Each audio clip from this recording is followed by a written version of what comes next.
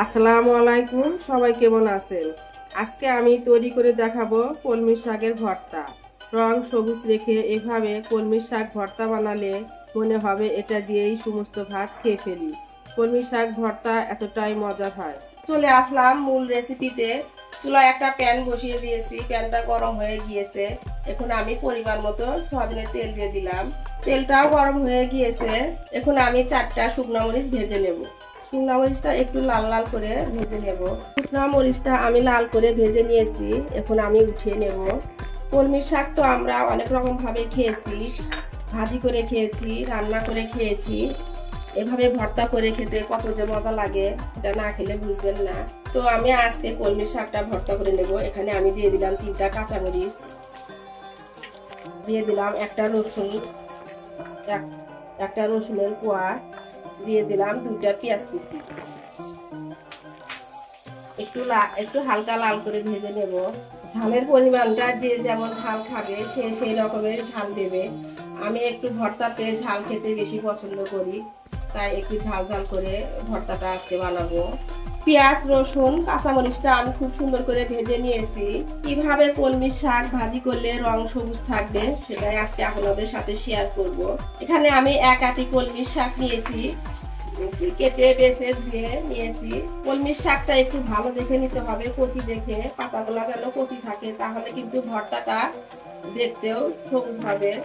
এখানে আমি দিয়ে দিলাম 1/2 চামচের কমও একটু লবণ, একটু নেড়ে চেড়ে মিশিয়ে নেব।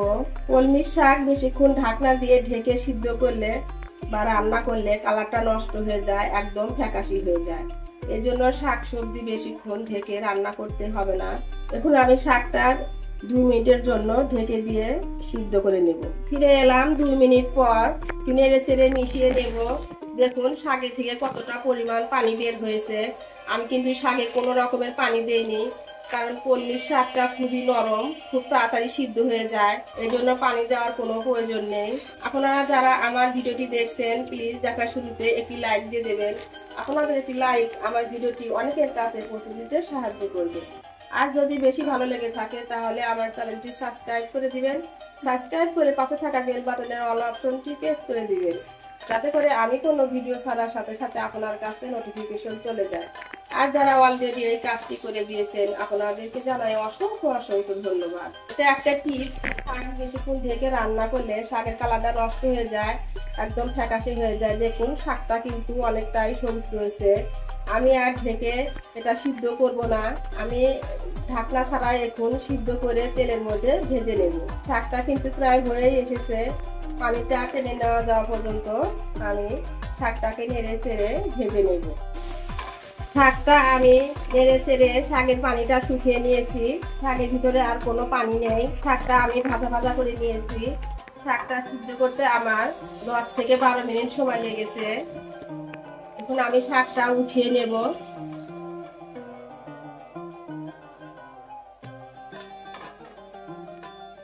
শাকটা আমি ঠান্ডা করে শিল পাটায় বেটে নেব।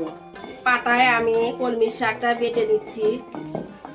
পাটায় আমি কলমির শাকটা বেটে নেব। এভাবে পাটায় বেটে ভর্তা করলে খেতে কিন্তু খুবই মজা হয়। চাইলেও ব্লেন্ডারে ব্লেন্ড করা যাবে, কিন্তু আমি শিল পাটায় কষ্ট করে বেটে নেব। শিল পাটায় ভর্তা করার মজাই আলাদা। তো আমার বাটা প্রায় হয়ে গিয়েছে।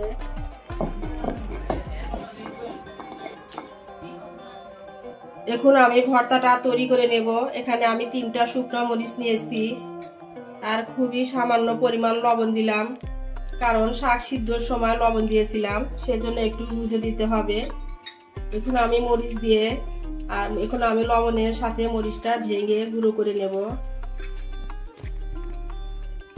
ভর্তা একটু ঝাল ঝাল খেতেই ভালো লাগে, তাই আমি একটু ঝালটা বেশি করেই দিলাম।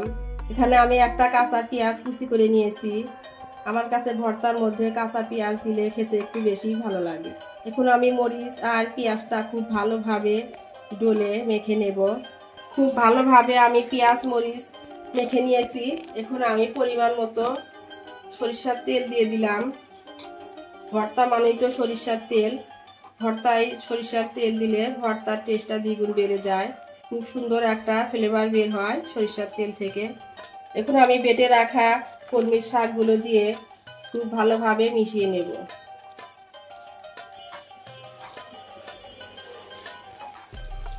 দেখতেই পাচ্ছেন ভর্তার কালারটা কিন্তু খুবই চমৎকার হয়েছে, মনে হচ্ছে একদম তাজা শাক। রান্নার পরে কিন্তু ঠিকই একই রকম রয়ে গেছে। এভাবে যদি ভর্তা বানান তাহলে কিন্তু আপনার শাকের কালারটা একদম সবুজ থাকবে। এখন আমি পরিবেশন করে দেখিয়ে দেব। তৈরি হয়ে গেল খুবই মজাদার কলমি শাকের ভর্তা। আর এই ভর্তাটা কিন্তু অসাধারণ টেস্ট হয়। বিশ্বাস করেন, গরম গরম ভাতের সাথে যদি কাউকে খেতে দেন, সে আপনার অন্য কোনো তরকারির দিকে ফিরেও তাকাবে না, সে আপনার মোটামুটি ফ্রেন্ড হয়ে যাবে। এতটাই টেস্ট হয় এই ভর্তাটা, খুবই মজা হয়। তো বন্ধুরা, আমার আজকের রেসিপিটা কেমন হয়েছে অবশ্যই কমেন্ট করে জানাবেন। আজ এই পর্যন্ত।